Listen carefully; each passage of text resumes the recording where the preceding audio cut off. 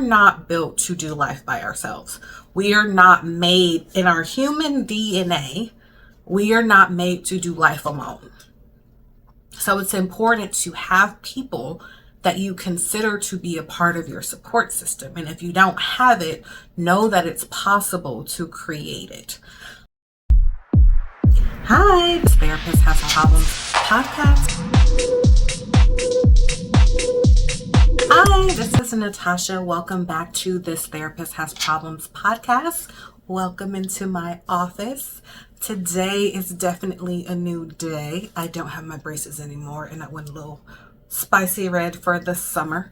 I wanted to come and just chat with you guys. I have recently been sick, under the weather, and it really put me in a state of mind of thinking about what my support system looks like and how I'm doing better but not great at utilizing my support system. So in being sick, I recognized two things. One, I didn't tell anybody that I was sick. I told one friend that I was sick. They were aware, but I didn't call my mom. I didn't call my dad. I didn't even tell my Texas mom, who is local here.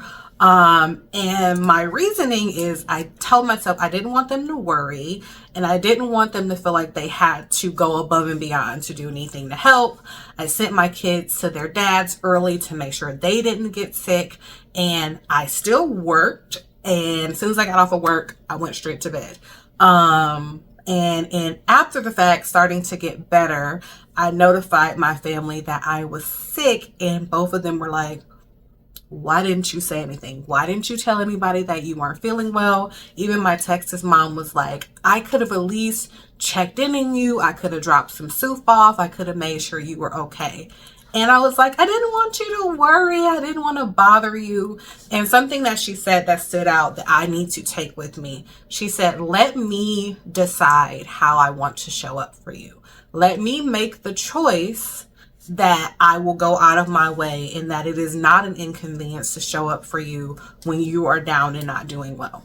So I wanted to talk about my process, my transition that I've gone through personally in feeling like I did not at all have a support system, to recognizing in my life where I am today through the different things that I've done pretty okay in developing a pretty solid support system for myself. So for you, I want you to take a moment and just think about, when I say, who is your support system? Who comes to mind? Is it a parent? Is it a relative? Is it a friend from high school? Is it a partner? Do you feel like you have a support system? And if not, as we're going through this conversation, thinking about what is your willingness to change that for yourself. I have to be honest and say not everyone has the luxury of having a parent who they can rely on, who has a sibling they can rely on, who has a close friend or family member that they can go to when they're feeling down. That's not everybody's experience. And either is because their family or parent is deceased, or because their parent just does not have what is needed in order to show up for them in the way that they should. So why is it important to have a support system? Why is it necessary?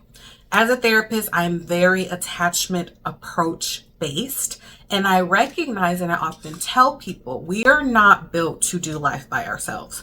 We are not made in our human DNA. We are not made to do life alone.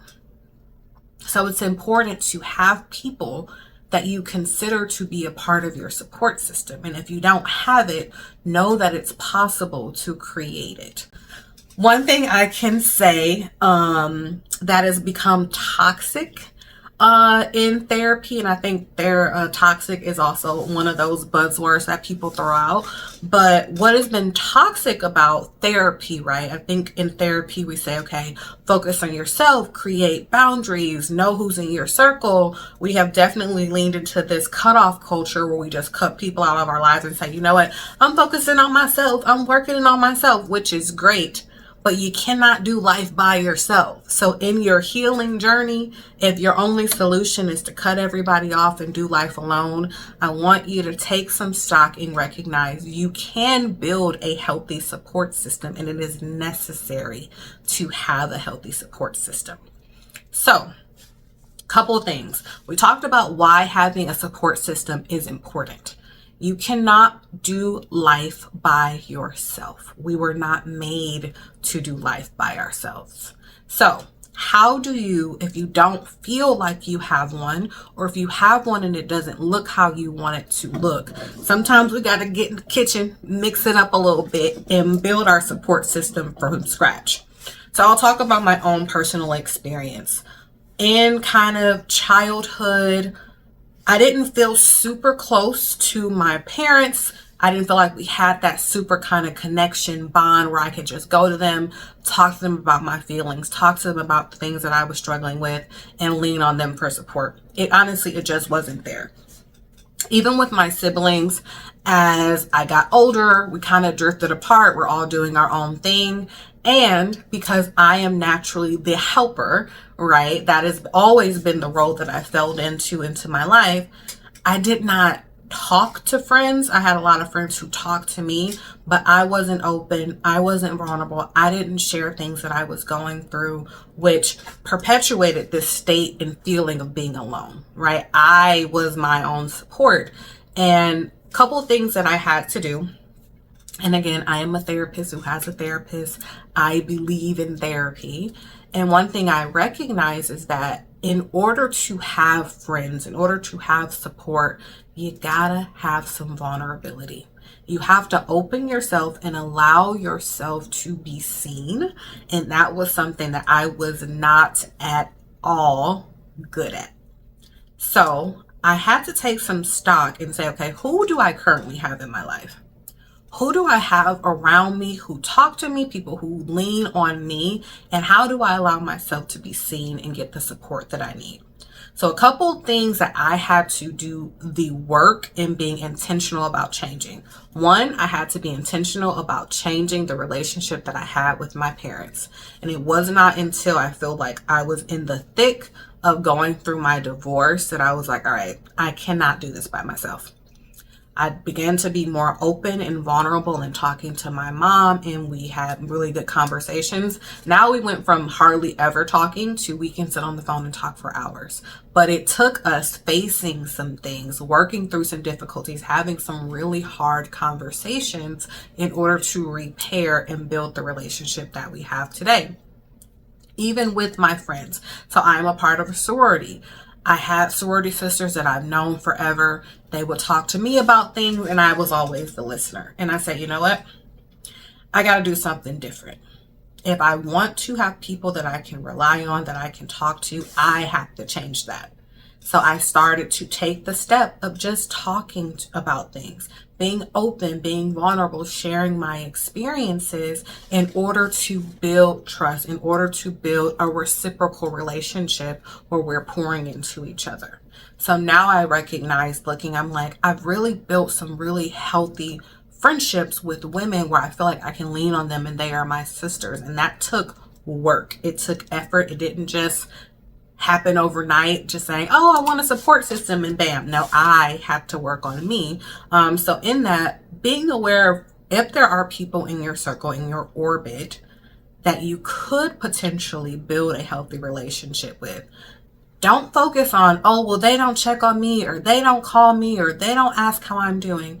If you're not willing to be vulnerable and open up yourself to develop a meaningful friendship relationship, you got to put that on yourself and ask yourself, what can I do differently to change this? What can I do differently to make this relationship something that is more meaningful, and allowing people the opportunity to show up for you?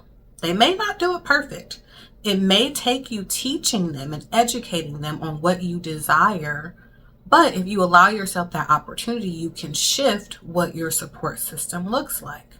Another thing I recognize is, again, not everyone has family support. Not everyone has that family member that they can turn to.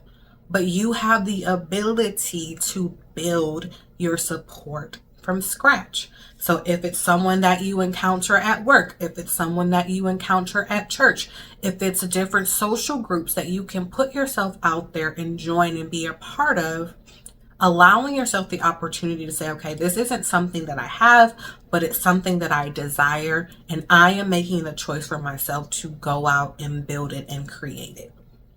So look around, see who's already in your orbit and saying, okay, can I grow this? Can I make this something more than what it is? Because I recognize that trying to do life on my own isn't a realistic expectation.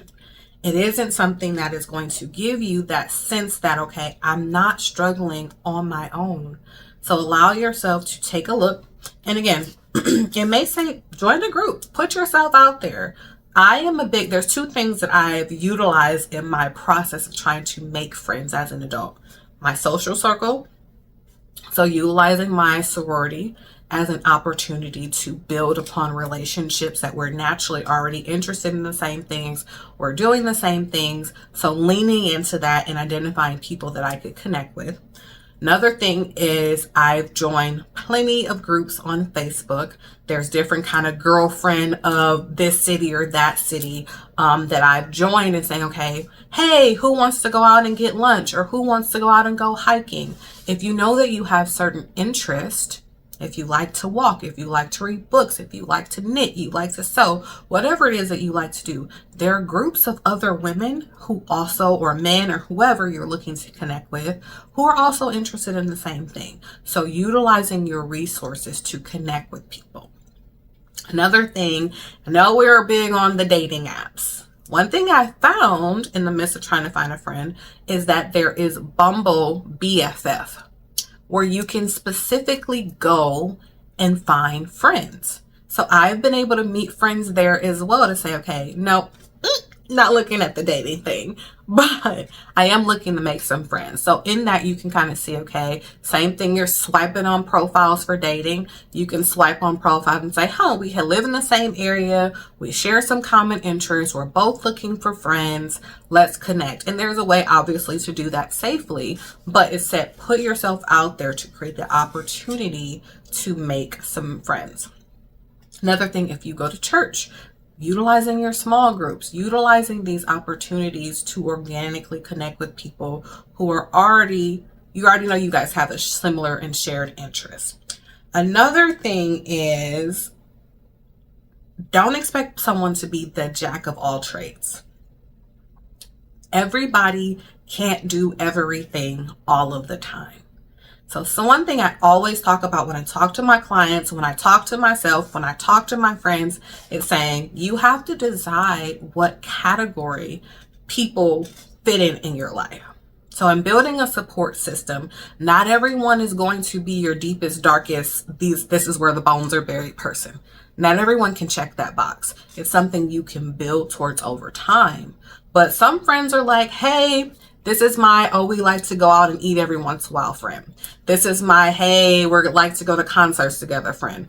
This is the, hey, you can come to my house, we can hang out and kick it and talk about certain things friends. And then this is my person who knows all my secrets, all the things I can call when I'm down, sad, happy, mad.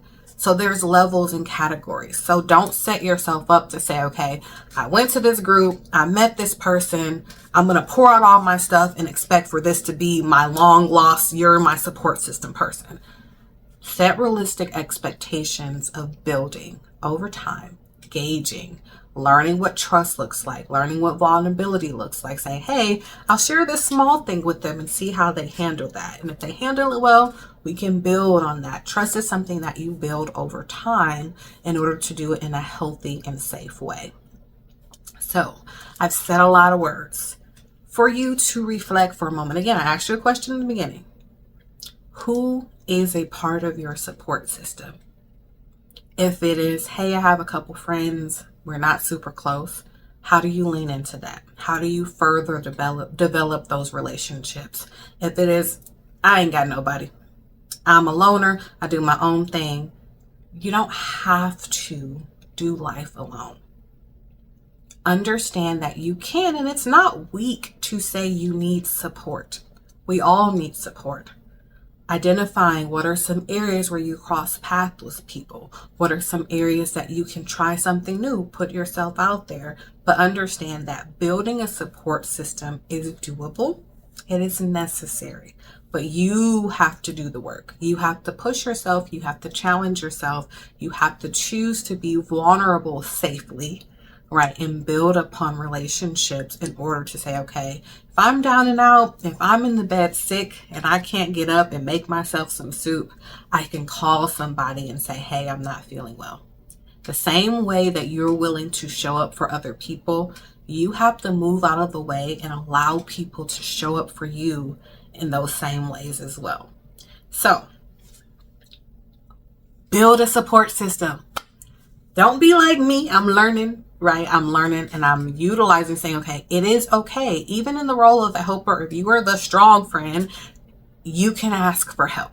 And I'm a therapist who has a therapist who's talking to people all day, every day about how do you become the best and healthiest version of yourself. So let's work together to build and utilize our support system. So my challenge to you is, if there's a friend that you have that can be closer, try and lean into that and make a deeper connection. If you can't identify any friends, put yourself out there. See, okay, is there a group in your area? Is there places where you can connect with people to build a support system over time? That is our challenge. That is our goal. I hope that for you, this hits something for you that you know, okay, this is a takeaway.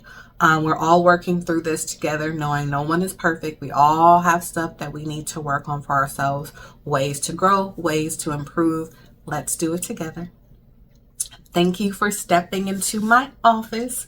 We are going to be a support for one another.